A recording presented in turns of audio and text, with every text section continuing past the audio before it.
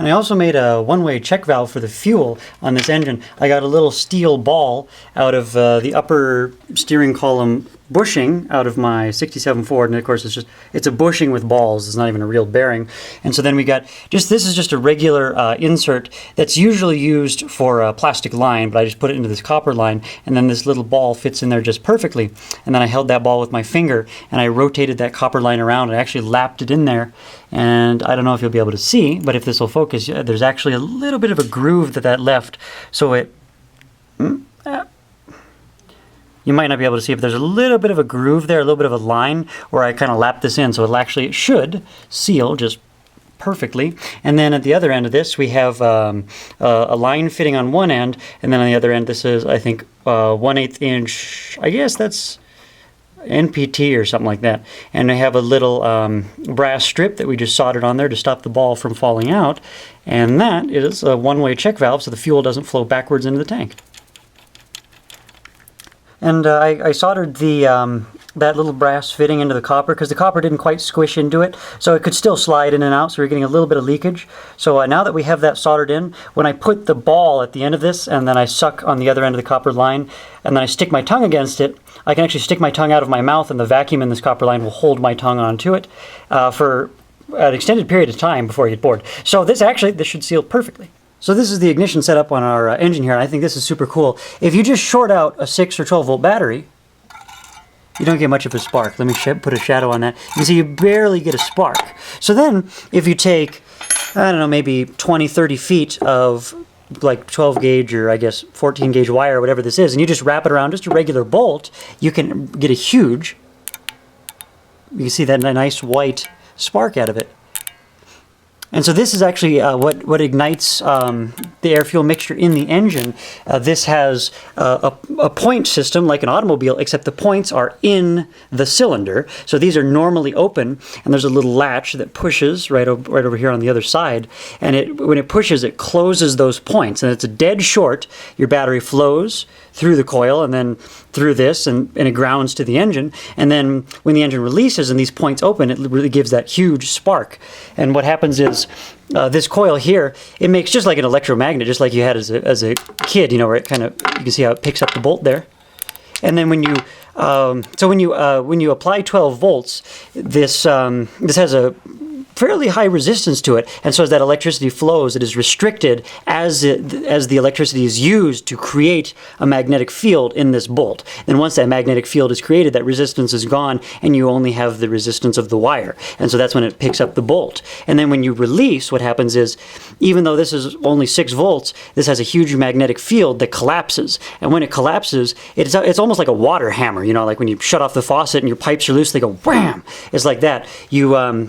You actually get a small voltage spike, so this is 6 volts, you probably only get, you know, maybe 10, at most, you know, 20 volts out of here, but you get a really, really high amperage, so that's a very, very high amperage spark, and that is what makes this engine fire. Now, this is the engine here. What year is this? This is an Alpha? It's an Alpha de Laval Lawson, but I haven't ran the serial numbers yet. Oh, okay. Do you know roughly what year it is? No. Okay. And so this right here, there's this huge beefy hole in the cylinder, and that's where your points go. And then this here's a little finger that fires those points. And and this is a hit and miss engine. Good stuff. I think it should kick. We could try just a little bit, yeah. Just a little bit. Come on.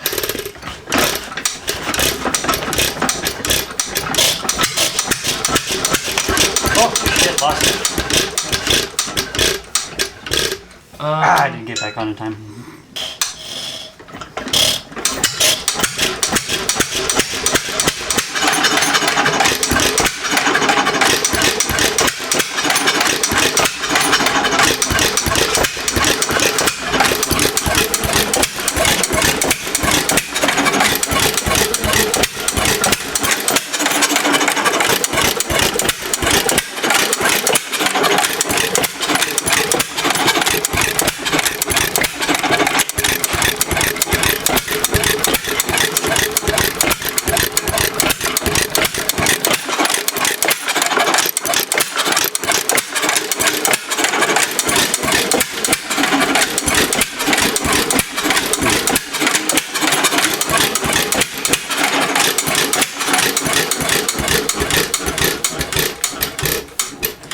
And then all we had to do here, we went from 6 volts to 12 volts just to make sure we got a good enough spark for it to run.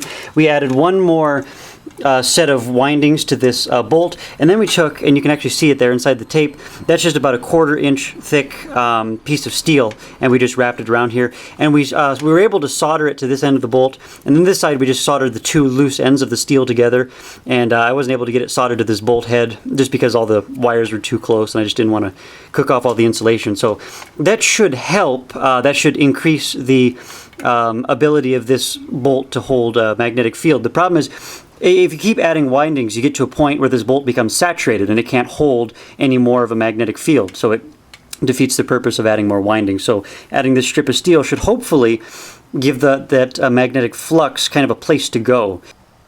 Oh, and this is 1918 or earlier because in the year 1918, correct, they stopped using those points. They stopped using the points in the Sufner mag in 1918, and that's literally the only info on this engine. Yeah, because it's an obscure engine. So yeah, so this is before 1918 at least. And those flywheels are pretty heavy. I was surprised at how heavy they were. And actually this doesn't have any grease cups on the crankshaft. It just has those little dishes with a hole, and so you fill those little dishes with oil, and then the oil goes through the hole into those bearings there. And those are made out of Babbitt, right? That's a mixture of lead and tin? Yeah, lead and tin. Okay. And it does have a grease fitting on the crank here, and you can see that. So you tighten this down, and then the hydraulic pressure forces the grease into the crank. So I imagine this must be an older thing. That's been an older thing. My Nelson Brothers has the same setup. There's supposed to be a little bit of like felt in there to kind of hold the oil, to maintain the oil. Yeah. So I have to put that in there still. And what year's that Nelson Brothers that you have? The Nelson Brothers, that's the same way as this engine. It's kind of an obscure thing. So I guess in the newer engines then they started adding grease cups to those, and of course even later they had sealed crankcases and everything. But it's 1 3/4 and 1 3/4 horsepower. Let me see what RPM it's rated. And it is on that plate there. I can show you. It is rated for 475. Oh, okay. And this is a Type F. Or type, it's a Type F Alpha de Laval Dairy Supply Company, made in San Francisco. Nice. And there's a serial number on there too. Good stuff.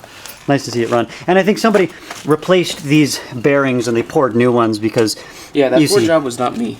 Yeah. These don't seat all the way. If you tighten these down, these 2 pieces of steel never meet, and it never really seats on anything. All it does is just clamps down harder and harder on the crankshaft instead of clamping on the crankshaft to a point and then reaching a spot where something hits and it just stops getting tighter. So you actually kind of got to leave these bolts a little bit loose, and hopefully with some hours of runtime on this, it'll actually kind of wear those bearings into a shape, and we'll leave it. We won't tighten that down too much because it just grabs this crankshaft and it won't turn. It's fairly tight as it is. Yeah, as long as the crank doesn't wobble, as long as there's no play, it should be fine. So we'll just leave it like that. Oh, you mean gear? Oh, in the gear? Yeah. Now, because I think those throttle governed engines, I guess the hit and miss engines also, they have the weights on that flywheel, right? Yeah, they have the weights in between the flywheels. This one is behind the flywheel. So yeah. So this has right there on this flywheel, there's that weight right there that's held with a spring. And this is a hit and miss, right? Yeah, that's also a true hit and miss. Okay. And this is your throttle governor style here. Yeah, and it has where it's kind of on the inside bit. And I think that's pretty standard.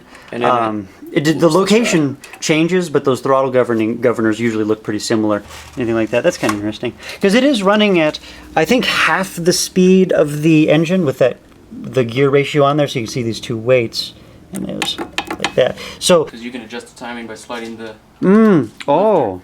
Right now it fires at exactly pretty much top dead center. Right there is where it fired.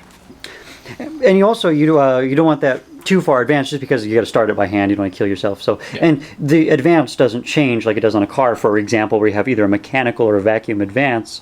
We don't talk about electronic ignition. So once the engine's running, you have that vacuum. It pulls that little diaphragm. It pulls an arm, and it advances your spark. So, and it's a kind of a similar thing. You just got a couple of weights for a mechanical advance. So once the engine's running, those weights kind of go outwards and it advances the spark. This doesn't have anything like that. The spark is what it is always. So the old engines and old tractors and stuff like this, they have very, very little advance. So it's enough that you can start it without killing yourself, but it's just a little bit advanced, so you actually have some semblance of power.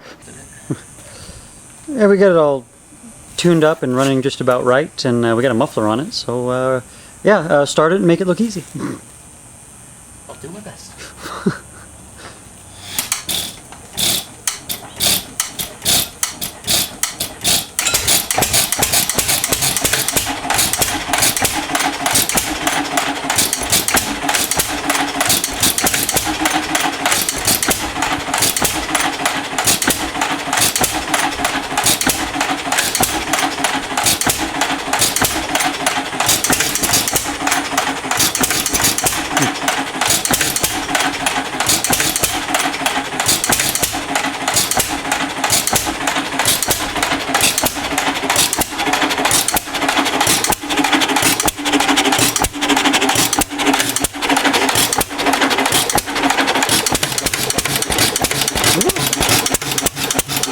Get nervous with the camera.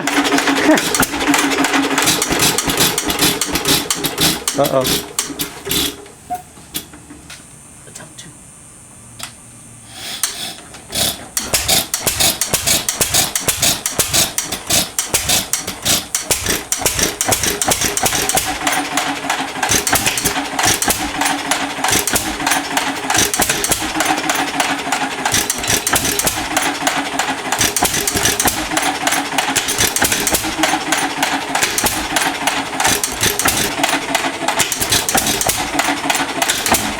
Hotter than I Yeah. Well, I don't have water in the hopper right now. I still need to put a plug in, but I don't have it.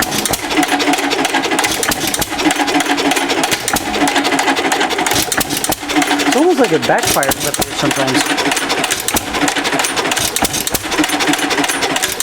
Probably just gotta connect to the timing. Yeah, it does. I can't quite tell what that is.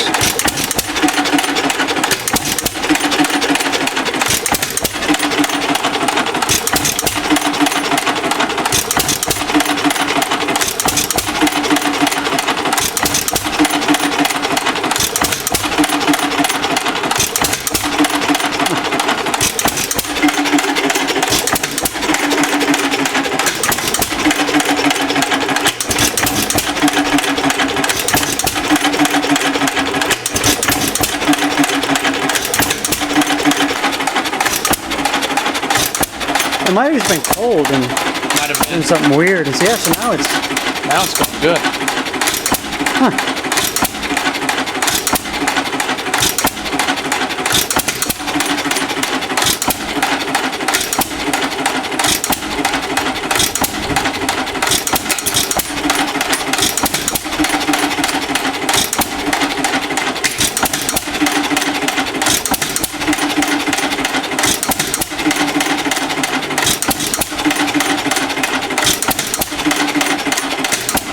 I think that's enough.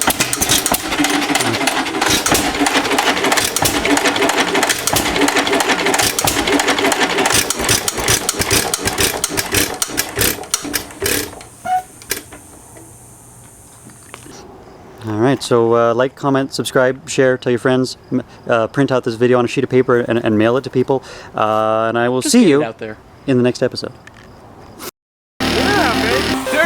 So this is super crazy dangerous. That right there is Balin Mania, and we are gonna do something really stupid today. It was a terrible idea. Balin might die. It was making me uncomfortable. Go, Balin! You riding this? What the fuck is happening?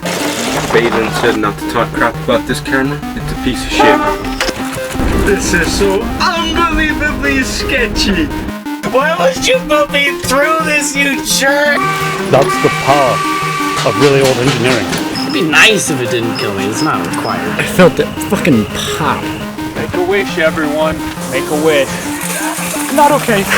You went too far. This guy, man. This guy.